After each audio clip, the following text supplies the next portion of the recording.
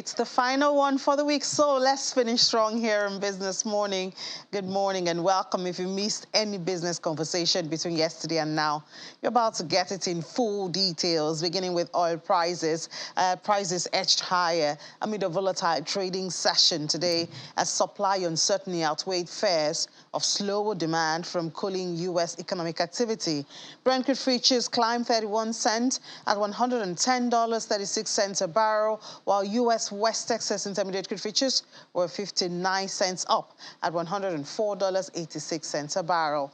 Oil prices briefly climbed by nearly $1 per barrel in early Asian trade before paring gains and eventually remaining flat during intraday Asia hours today. For now, fears of slower demand arising from interest rate increases and slower U.S. economic activity capped the prices. OPEC Plus agreed at its last meeting, which was on the 2nd of June, to boost output by 648,000 barrels a day in July, which is 7% of global demand, and by the same amount in August, up from the initial plan of 432,000 barrels per day a month over 3 months until September. However, the group has struggled to hit the monthly increase target, and that's because of underinvestment in oil fields by OPEC members and, more recently, losses in Russian outputs. Back here in Nigeria, the Central Bank of Nigeria has announced the commencement of registration for the eNaira Hackathon geared towards ideating innovative solutions for the newly launched digital currency. Organized by Africa FinTech Foundry in partnership with the CBN, it's billed to start on the 27th of this month and to run till the 21st of next month, July. A statement issued by the organizer said that the main event, which is billed to kick off from August the 4th, is part of efforts to drive financial inclusion, facilitate macroeconomic growth, and integrate Nigerian economy to the world-leading economies through innovation and cutting-edge emerging technologies. And the Nigerian Communications Commission is again giving assurances that the 5G technology to be rolled out in the next 2 months will not have any negative impact on health or the environment. This coming from the Vice Chairman, Professor Umar Dambata.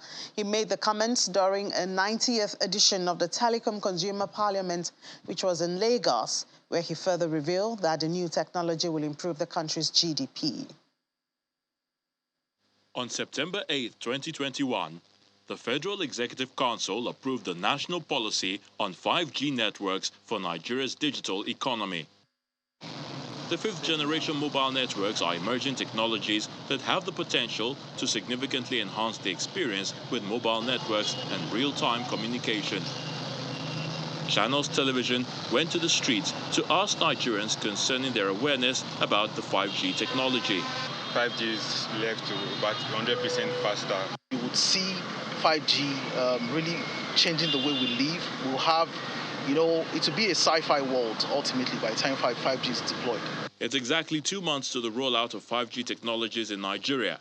The Nigerian Communications Commission, NCC, is holding the 90th edition of its Telecom Consumer Parliament to create more awareness on the rollout plans. 5G network faced considerable challenges. It's a fact. These challenges include the requirements for more spectrum and vastly more spectrally efficient technologies, more than what the current 3G and 5G systems require. The forum breaks up into panel discussions with operators of mobile phones, regulator agencies, and consumer representatives giving further details about the new technology. The expectations are high, as well as the threats are also there. We cannot lose focus on what happened during the COVID era. It's going to be a lot of battle to go around educating our population concerning health effects of all this radioactivity that comes with it. Not just buying 5G that is going to be like some of countries have in the world that they have 5G that but it's on 4G effect. Everything is going with 5G. Follow with the technology we have, ensure that the value of full 5G is going to be provided. Some of the issues discussed include rumors about health and environmental impact of 5G technology. All these institutions have carried out research and they have still been doing And these are some of the very low exposure level. And the research result collected to date, there is no convincing scientific evidence that the weak RF signal from base stations and wireless network cause adverse health effects. In the end, the NCC gives assurances that the new technology will enhance services in different sectors of the economy, such as the healthcare, education, agriculture, transportation, and manufacturing, amongst others. And to tell us more about that meeting, we have joining us, well, he was there yesterday, Engineer Bako Wakil. He's the Director of Technical Standards and Network Integrity with the NCC. Good morning, Engineer. Thank you so much for joining us. Good morning. Thank you for having me. Great. So what are some of the high points from that meeting which we just shared? Well, the high points is we try to inform the Nigerian public where we are on 5G, the preparation we've made so far up to this end. As we are all aware, after having done the trial for the 5G back in November of 2019, we've been able to auction the spectrum, which is the necessary resources to roll out 5G, where MTN and MyFab Communications become the winners. And now we are busy clearing this spectrum for deployment, and we expect this deployment to start from October this year. And another reassurance that we give to the public is that there is no cause for alarm. All the speculations of negative impact of 5G on cellular network don't have any scientific or technical background. There are researches that have been going on. These are done by World Health Organizations and other institutions that have some sort of relevance to this issue. Have carried out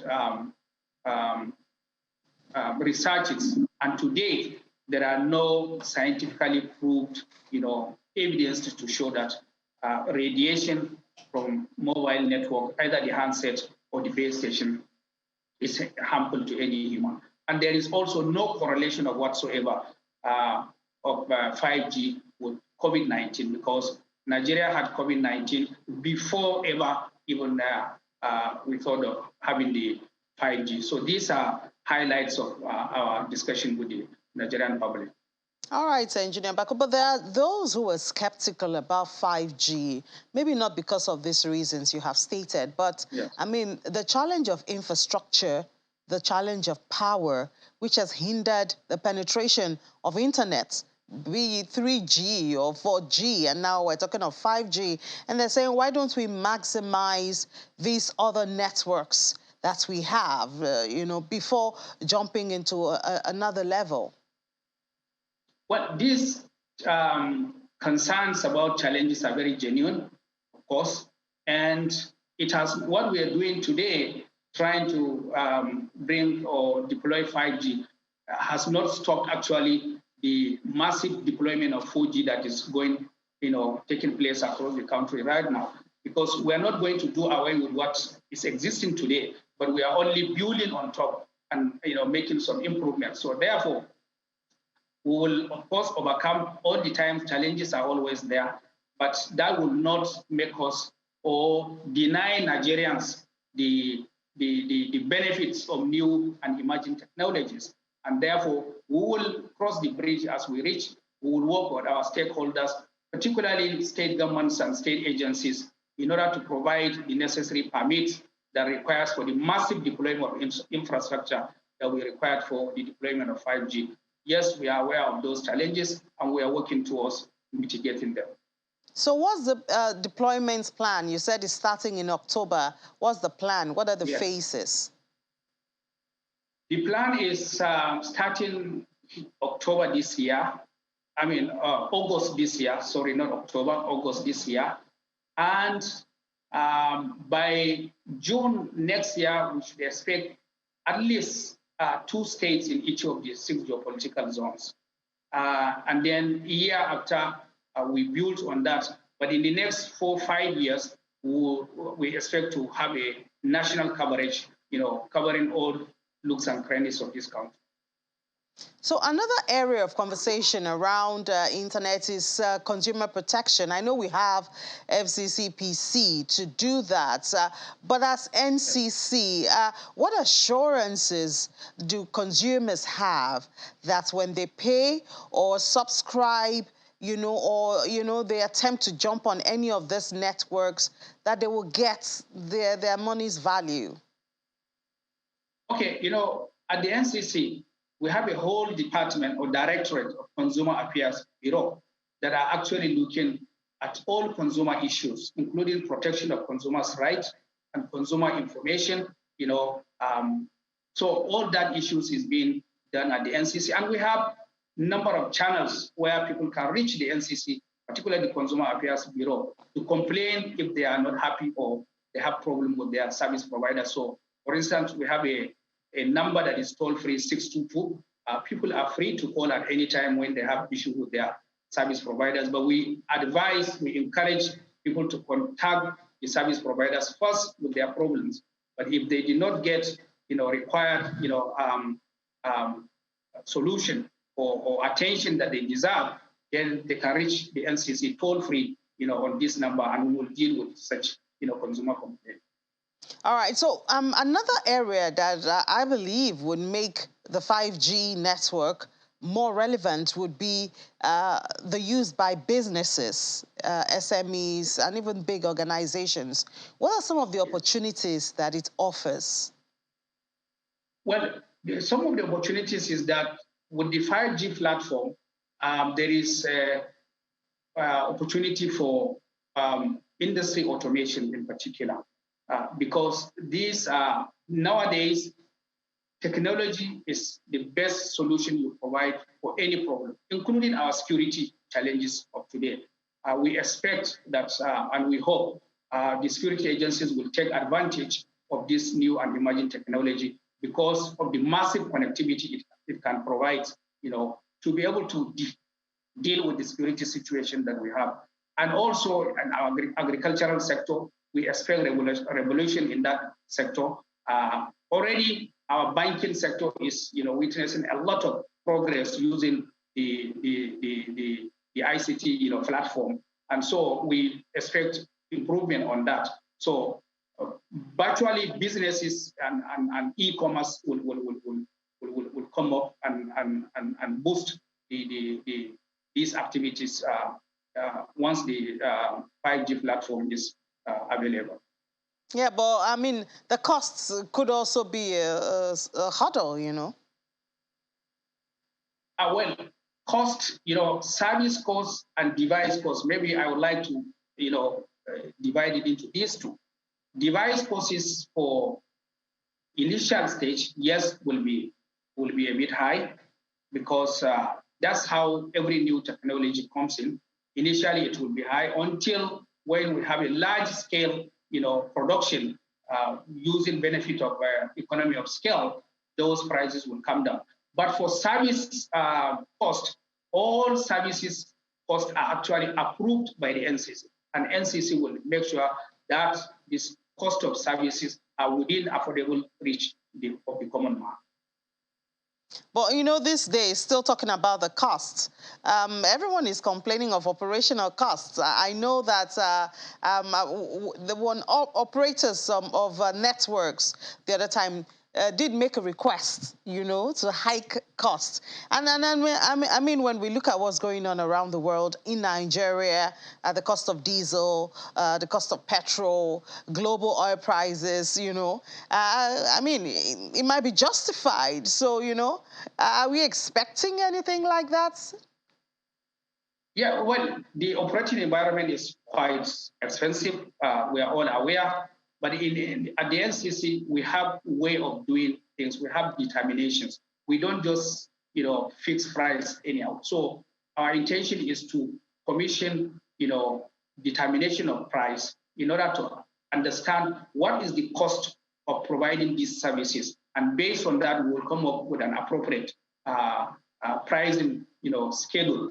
That is, we usually have a price floor and a price cap within which the operators are expected to compete and among themselves. Therefore, we cannot just, because the operators have asked, although we are aware and we know, we acknowledge the difficulty in the operating environment and the cost of operation at the moment, but we need to subject this to empirical evidence, of cost determination, after which we will come up with the appropriate price. Then what about the MSMEs? They occupy a very important position in a creation of employment and sustaining them. They are really, really very sensitive because they are just starting. Yes. And a burden. Is there any break, any holiday, any package for them in all of this? Well, that could be a business case between the operators and the SMEs, but this could not be a business of the regulator. For us, our responsibility to provide an enabling environment for the service providers to provide the services that are required at the appropriate level of quality of service and so on. So for those business packages and business modules that the SMEs may require, that will be between them and the service providers. Yeah, we're hoping the NCC could, do a little bit of intercession, just to help. But anyways, thank you so much, Engineer Bako Wakil, Director of Technical Standards and Network Integrity with the Nigeria Communications Commission. Thank you so much for your time. Thank you very much for having me. Thank you. We'll take a break now. When we come back from that break, we'll continue on our series conversation on the work ahead as the political scene gets heated up. Nigerians looking out for the individuals or the quality of the individuals who can actually move the country forward from where it is at this moment. So join us for that conversation after the break. This is Business Morning on Channels Television.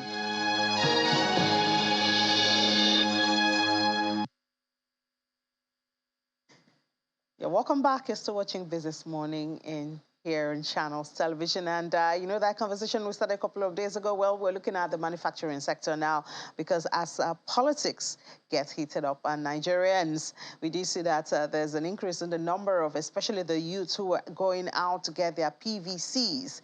But it's also important to know the matters and the issues which are before us. And so the quality of the individual that we empower is very important. That's why we have Dr. Lulu Ojo, is the Chief Executive Officer of Merit Health Limited, also former National Chairman, Association of Industrial Pharmacists of Nigeria, former Chairman, Research, Documentation and History Liaison Committee, Pharmaceutical Society of Nigeria. Dr. Ojo, good morning and thank you so much for joining us. Thank you for inviting me. You have your PVC?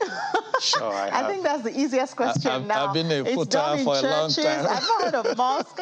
It's everywhere now. No PVC, no entry. Maybe at your gates now we have to enter with our PVC. Some individuals have started that. Yes. But seriously, when you see the heightened activity, political activity, we've seen, I think, a major part of the primaries have been done, even though a lot of the presidential candidates have not confirmed, because I think they still have a window, before they can confirm their vice president. Yeah. But major one have been done, and they have started talking. The real debates haven't started.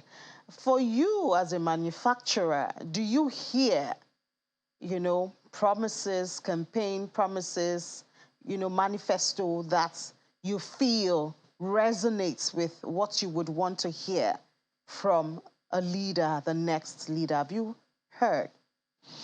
Well, thank you so much. The heightened political activities is good for us, but to me, personally, it comes with some mixed feeling that after all the euphoria and all this, what happened next? Because we have had it before. Let me say I don't work for a manufacturing company now, but we're briefed about what is happening in that sector, and we could discuss it. For now, I've not seen anybody talking specifically about what is going to happen to that sector. But I think this is the time that we should heighten to what our expectations are. What do we want from these leaders so that we don't get carried away? It's good that everybody is getting his PVC now. Yeah, it is good. So that they know that we matter. The voters matter.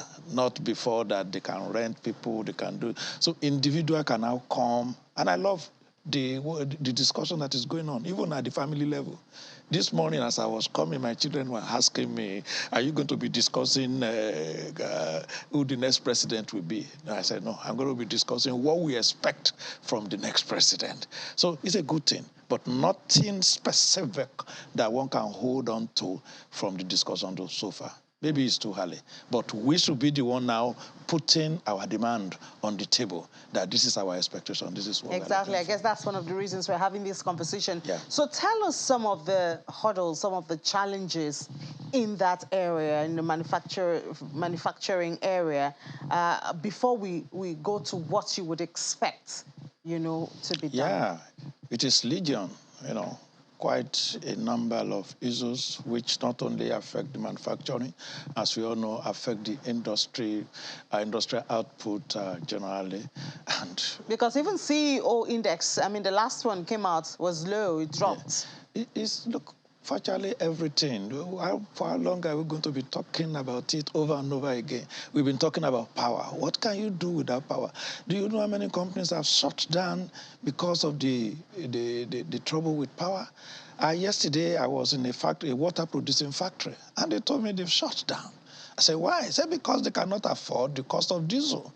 At 800, 850 per liter, that it has completely wiped out whatever margin that they have on the product that they are selling. Therefore, they shut it down. So these are things that we need to look into. You talk about credit, access to credit. It's an Herculean task to get credit. And when you get it at an interest rate of double digit. Yes, CBN come with incentive, with palliative, and what is just a drop in the ocean? It doesn't help. It's not consistent. These things are not open to ad hoc measure. If we say we want to encourage manufacturing in this country, it has to be a directed program that is sustained over the years, where they can have access to credit, they can have it at good interest rate, there could be power, the infrastructural deficit must be resolved. Even if we look at what is happening right now, to provide a basis for the conversation, what is the output of the manufacturing sector as of today in Nigeria compared to our population, compared to our potential?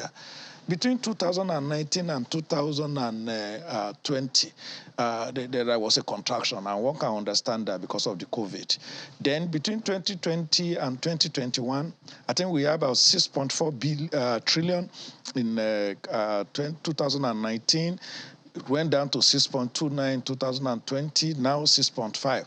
If you look at that, you may see that possibly you're having some light coming in. No, that was base year effect. That's even the point I'm talking about. Because after 2020, 2021 was mostly recovery because compared to 2020, so we are actually even circulating what I can call low baseline. Look at the agricultural sector. The manufacturing sector put in about 10% of the national GDP. The agricultural sector is about 25 or 26%. It is the manufacturing sector that has to actually be driving some activity in the agricultural sector, because what they produce should be an input into what the manufacturing sector is using. So if you have that kind of huge gap, that should suggest to us that, look, we are not there. And for us to be there, we must make sure that all the elements are available. And what are these elements? I've mentioned it: the power, the infrastructure, the credit, the interest rate, security. The trouble now is security. There must be security for people to be able to move on. And all these are based on good governance. And that is why the heightened political activities should be of interest to us. And we should be, every time, be putting on the table, this is what we expect of what our new leader will be. Well, what we expect from the new leader. But, so you have listed these challenges, which I know is not new to anyone. It's not new. It's just, we've been circulating it over and over. Nigeria. So for you now, we know that most of these things will take funding. Yeah. The truth is the country is not generating as much revenue as it requires to meet up with everything. Because, of course, when you also look at our oil and gas, which is our major mainstay, our quota, we're not able to meet up. We've gone from about 1.3 million to just about a million, 1.02 million, losing about 195,000 barrels a day. So our revenue is on the one side. Subsidy is also another issue. So in reality now, I don't think it's possible for anybody to solve all of this problem. What would you say you would want to be hearing, from anyone who is coming to offer his or herself as a leader in Nigeria at this time? What should we be hearing? Thank you so much. Yes, of course, we have a revenue challenge. We know that. But the big question is, what are we doing, even with the one that we are getting? You see, this is the crux of the matter. The one that we are getting, what are we doing with it? Each year you have a budget of 9 trillion, 10 trillion or sort of, but at the end of the year, nothing changed. Then you ask yourself, what happened to this trillion upon trillion that we are budgeted for and whatever? So what we need, not what they are saying. I think they can't say anything in order to make us happy. But what we need is a leader with strategic intent. Because that is what our challenge is. If I become the president of this country, what are those key areas that I need to impact and the things that I need to do? If I'm the minister of whatever, for Earth, for instance, what is it that I want to do? I have to be intentional about it. Because when we were having the revenue that were coming up and up, what did we do with it? So we need a leader that has that strategic intent. And let me see, the foundation of all this, there is a term that I got to hear first from Professor Utomi, Pat Utomi, who has been talking about all these things. This one that he called prebendalism. Then 2-3 days ago, there was a conversation on it, and it occurred to me that when we have a situation where those who are governing us have this belief that they have entitlement, they have a share in the revenue that is coming to government. And that is the problem. It's not that they are managers of that revenue, but they have a share in the revenue that is coming to government. That is where we have the problem. Therefore, all these people that are talking to us, we want to know, really, whether they have that conviction, that strategic intent to make things to change in this country. Whether they want to change the narrative for us. That is, to me, what we need to be asking them. We want to stop talking about power. We have spoken about it for too long. We have been served hope for too long. As a young man, it was about hope. Things will get better. Now I'm on the 6th floor. We're still talking about hope.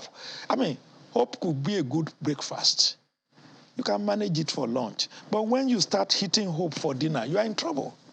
And that is why maybe we need to change the conversation with them. That look, we really want to hold you on to certain things. In the business sector that we have KPIs, key performance indicators. And at the end of the year, you will sit with your boss to mark. This is what we say we will do from the beginning of the year.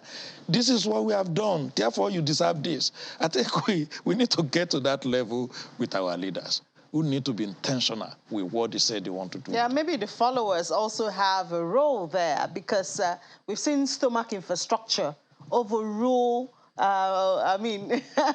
overrule intentional reasoning. We've seen people vote not because they believe in the person or because they have found out about the promises of the person, but because of what they are getting at that time. So I guess the followers also have a major role to play here. I agree with you. There isn't much you can preach to a man who's hungry.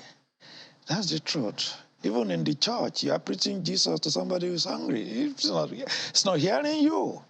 You have to take care of him. That example is even there by Jesus himself, because he fed them after speaking to them. So you have to take care of him. But, hey, we got here because of leadership. And for us to get out of here, it has to be leadership. It wasn't like this before. I mean, that's the truth. When I was in the university, guess what? We eat 3 times a day with 1 naira 50 kobo. That's it. Good meal. 3 times a day. In fact, in between meals, especially in the evening, they will put some things on the table. They will just go there and pick. There'll be banana on the table, there'll be gari on the table, there'll be sugar on the table. You just go there and pick. It is about leadership. And everything changed because our leaders now have different focus. Imagine, you are talking about heightened political activities. Imagine how much our governors have spent on their trip to Abuja in recent time. Yeah. If we can sit down and do that calculation, it will address some of these problems that we are talking about. So it is about leadership. That's my belief. And from the people that want to rule us now as president, hey, I don't know. We really need to question the antecedent. We really need to question their direction. We really need to know whether they have interest, our interest. In fact, as I was coming, I was telling them that I will say it openly here. Maybe we should beg our leaders to please forgive us if we have done something for them. No, we need them to manage these resources in our interest because it is there. Guess what? Because of our population, we have a huge potential demand base. And that is what makes us to be so much attractive to people from other climes. And that's why they are here. India is so much interested in this place because of our population. Whatever they manufacture there, they are bringing it here for us. But we are a consuming nation. Less than 10% of what we buy is produced here in all sectors, name it. Less than 10% of what we buy is produced here. So we don't need a leader who will say, in 1 year, this 10% must go to 15. Second year, it must go to 20. By the time I'm leaving office, it must go to 40 or 50. This is what we need.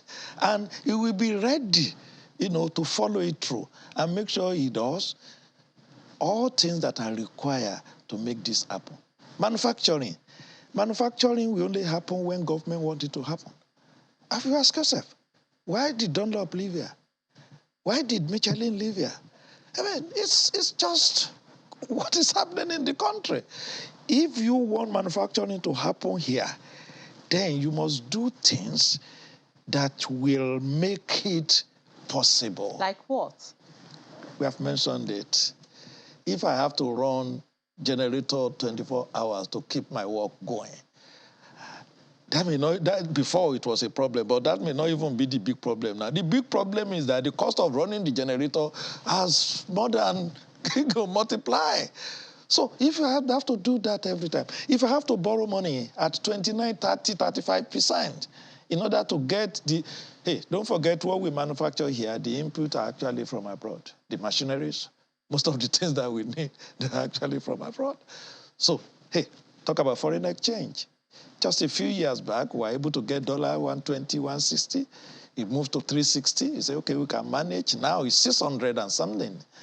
You can 400 in the irony. Oh, come on, leave that one. It's 600 and something.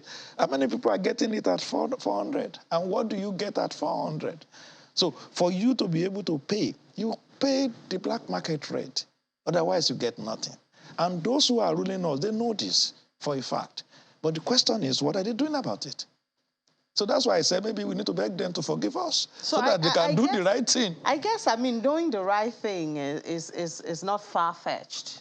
I think everybody knows honestly, it's not. What the right thing should be. It's not. But, as in the case of the subsidy, conversations around that, for instance, has been balancing the right thing and the consequences and, of course, political interests. Which is why a lot of people think that, at this time, nobody would want to, no government would want to, So that's also one of the things. If you talk of power, you have some groups of people who are benefiting from, the situation at this time.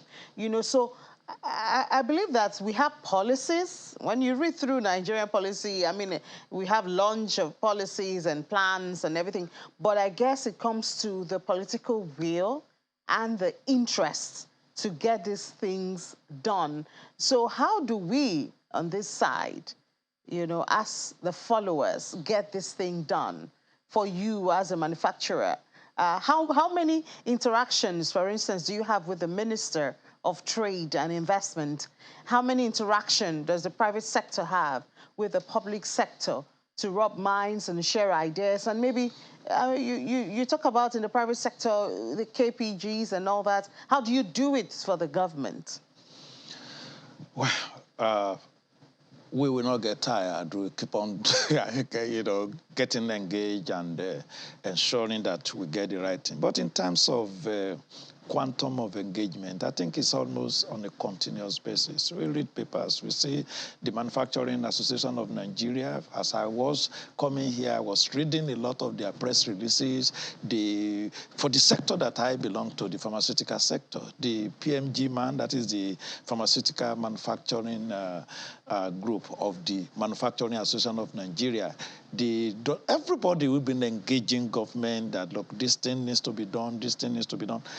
I come back to you to say it is just about a leader who will take a decision on what must happen. Nigeria president is very powerful. That's the truth. You know, is all in all. It takes a decision that this is what I want, and you find out that people follow. Or it takes a decision that I don't want this, or whatever it is. That is what has been happening. Subsidy, it's more or less like a voodoo stuff, because I don't understand. We have been on it for so long. Was it not because of subsidy that we talk about PTF in those days? And what did we get from PTF? Eventually, it ended up in probe and all sorts of things. So, policy is not our problem. Execution is the problem. We've always had good policies since 1960 to date. All development plans here and there. But when it comes to execution, just like you have said, interest, this and this, and it points to the leader. It points to the leader. What is he doing? I mean, is he not aware of this? Who does not know that what is the service that you can get in this country without having to pay something for it? Yeah. But we all agree, we all just talk about it, we talk about that. And time has come for us to stop talking. And this is the time that they come to us. So this time that they come to us, we need to really engage, and it need to be very strong. We need to sign a contract. Yeah, I think we got it to that level that we need to sign a contract with whoever is going to be our president. You're talking about security. 2017, the Pharmaceutical Society of Nigeria had a conference in Abia State, Umahia, and we shouted that, look, medicines availability should be treated as a security issue.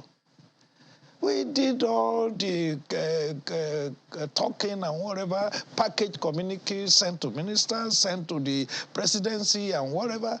Hey, nothing happened until COVID came.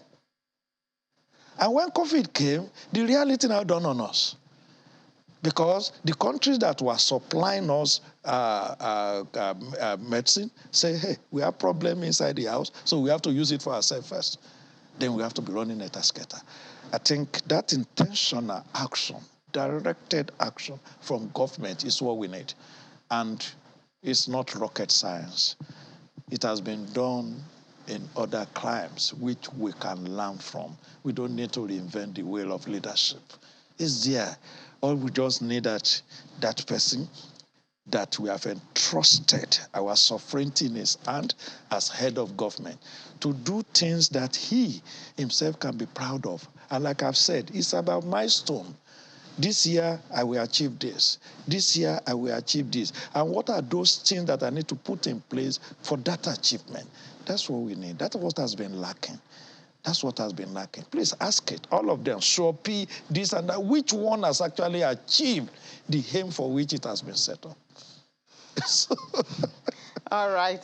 And Dr. Lulu Ojo, Chief Executive Officer of Merit Health Limited. Thank you so much for sharing your perspective with us. Thank you. We'll stay on this conversation, especially as Nigerians get more excited about getting their PVCs and gear up towards the election, so that we're not just voting for parties, but for individuals. No, we need to do that. That can handle the issues. Who will be intentional and who will lead us to that place that we want to the promised land. Yes.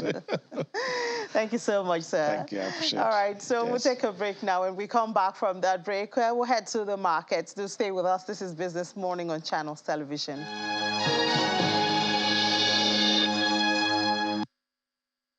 We head to the markets now. The Nigerian equities market extended its gains for the third consecutive session. Investors' interest in MTN Nigeria and some banking stocks drove the market higher. Well, NGX advanced 0.5%, just a little bit less than the day before, but heading close to that 51,618.73 points. That's the level that the NGX is at this time. Month-to-date loss moderated, a minus 2.6%.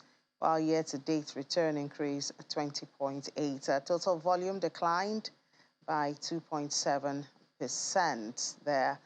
And going to the, that's the activity charts there, mostly in red. Deals is back to the 4,000 level, and value 2.86. And the sectoral banking has regained a bit, 0.15. Consumer goods, industrial goods in the red. Insurance is back, so is oil and gas. Well, let's go to the fixed income market now. Let's leave this and go to the fixed income market and see how the market traded. Overnight lending rates contracted. We see the federal government bonds had 11 deals yesterday worth 2.24 billion naira. And the most favored there we saw was the January 2042. And then also we have for the Treasury bill had, November 2022 securities there, getting a whole lot of attention from investors, 53 of that, and CBN bills, 79. Well, we have Boss Mobimbe now joining us to give us an overview of trading yesterday. Good morning, Boss. Good to have you on the program. Good morning. Thank you for having me. Yeah, I think it was a little bit busy yesterday in the market. Not really busy. What we've been seeing is illiquidity in the money market space. Most of the banks were trying to fund their obligations, and most of them, they had to resort to the CBN window to actually cover their obligation. So is that why we had the CBN bills so high? Activities on the CBN? What we've been seeing, people are trying to actually sell most of the security they have so that they can raise a fund. So, when you say you're short, and the CBN bills are actually short tenor bills, so what banks were doing was they were selling the bills so that they can raise liquidity to fund their obligations. So this week, there was no maturity into the system. However, there was a bond auction on Monday in which about 126 billion was taken out of the system. So as a result of this, there were a lot of illiquidity in the system. And given that today there's an auction, FS auction today, and if most banks, they will have to fund their account so that they will be able to participate in the auction. So it was a bearish trend in the treasury bill space. Everybody was looking to sell. In the bond space too, we didn't really see a lot of interest. Just a few minimal interest on the short end of the curve on the 2025 bond. But next week, we expect this trend to actually change, because we expect that could be fact payment coming in next week that will actually make market to be liquid again. But for now, there is no liquidity, so that's what is happening in the market at the moment.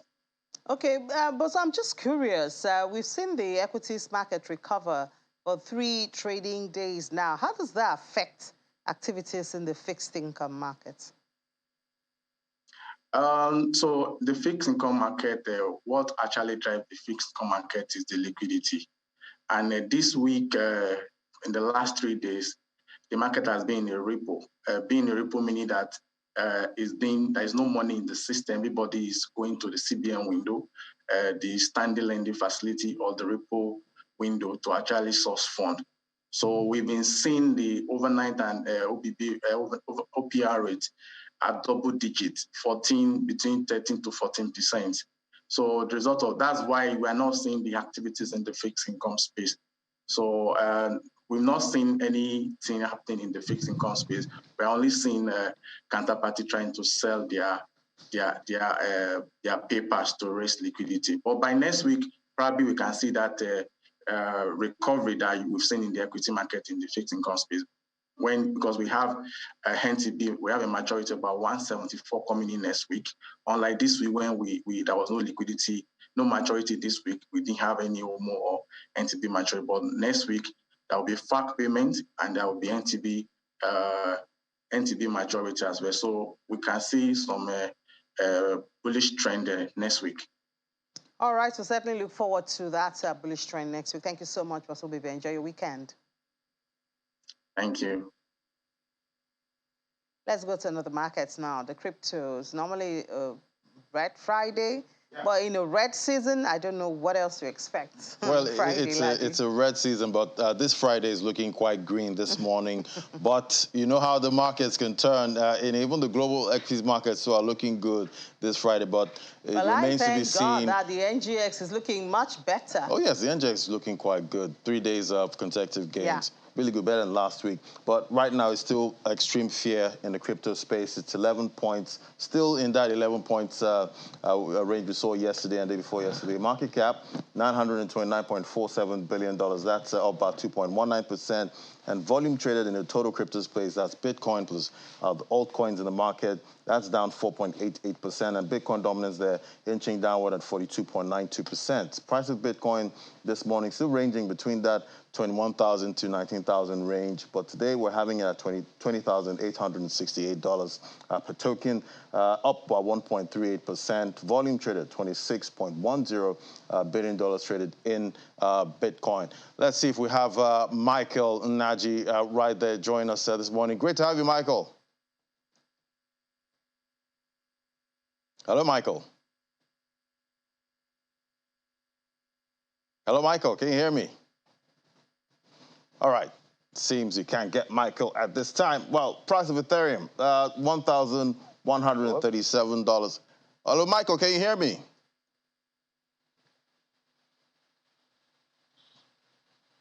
Hello, Michael. Hello?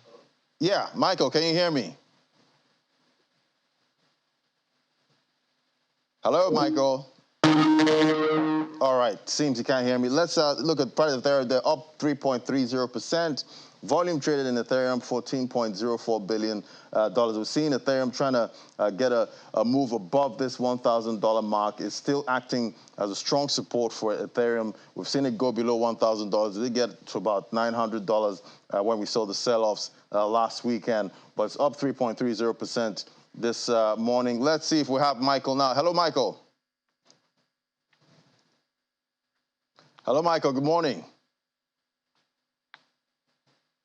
Okay, yeah, still have problems there. Well, BNB there, $230, up 3.36%. And we see Cardano, 48 cents. That's up 2.73%. So we're seeing green across the board in the crypto market.